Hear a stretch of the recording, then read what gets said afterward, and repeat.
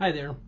I want to talk to you today about something called limiting beliefs. There's a quote from Arnold Patton that says, "We don't create abundance. Abundance is always present. We create limitation."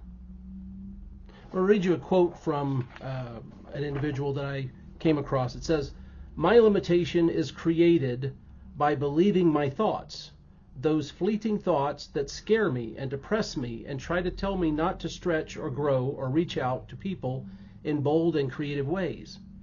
When I fully understand that I live in a world of thought and that the negative ones are bluffing, I can play this game with great joy." You know, it all begins with the way you think. Most people are stuck. Most people don't make progress in life toward improving themselves or bettering their circumstances based upon their thoughts, the negative thoughts that they have, and their thoughts around their limiting factors or things that are limiting them from creating the life that they're seeking. And in most cases, they say, "I can't." And when you say "I can't," that's kind of a self-fulfilling prophecy. If you think you can't, well, you won't. 2 or 3 years ago, there was a situation in an NFL football game where a place kicker had the opportunity to win the game on a 61-yard field goal. And it was interesting, as they were setting up for the field goal, the sideline reporter was interviewed and kind of played a clip back at halftime when the sideline reporter had interviewed the place kicker and said, "How are you feeling today? How's the kicking going? What do you think about your kicking tonight?" And it was interesting because the kicker said in this interview at halftime that they felt like they could make field goals up to 59 yards. Like they felt like 59 yards was where they felt good tonight, and that was kind of their limit. And at that point, I knew that they were going to miss the 61-yard field goal. How did I know that? Because they had set a limit for themselves on that evening of 59 yards in their head, or at least that's what they said to the sideline reporter. "Hey, I feel good up to 59 yards tonight, and here's a 61-yard opportunity." And so Andrew, watching the game, goes, "Oh, crap, he limited himself," and tried the field goal, missed the field goal. It was a little short, it was a little to the side, whichever, and the team lost the game. What I'm saying is the limiting belief on that field goal is what basically predicted the outcome of the attempt. In order to have the life that you want, first of all, you have to address your limiting beliefs.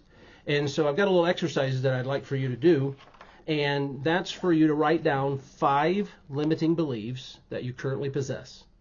This could be, "I'm not good enough," or "I never win the interview," or I don't interview well," or "No one really wants to be my friend," or "I'm not successful in relationships," or "I will never be a success."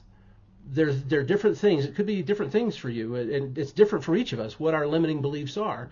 But I want you to just sit down and try to think of, okay, what are the first 3, 4, 5 things that come to mind on my limiting beliefs, the things that I tell myself. Now, where do limiting beliefs come from?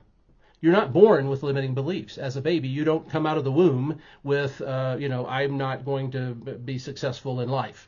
That's not what you think. It comes from experiences, how you interpret the experiences of your life, the early experiences of your life, and also it comes from things that people tell you, what you've been told and what you've heard about yourself from people who are in positions of influence or authority.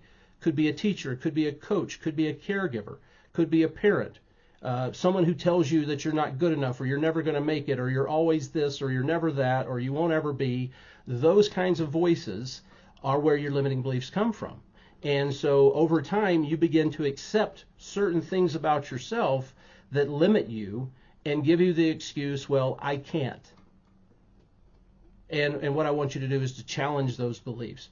So take a moment, write down 3, 4, 5 of these things that first come to your head. And then what I'm going to do is I'm going to have you rewrite those limiting belief sentences into positive, into unlimited beliefs. So, for example, if one of your thoughts is, I will never be good enough to make a great income. I want you to rewrite that as I am good enough to make a great income. Or if your limiting belief is I'm not smart enough to succeed in school, or I'm not smart enough to succeed in education, or I'm not smart enough to receive an advanced degree. I want you to rewrite that as I am smart enough to receive an advanced degree, to achieve an education. Okay?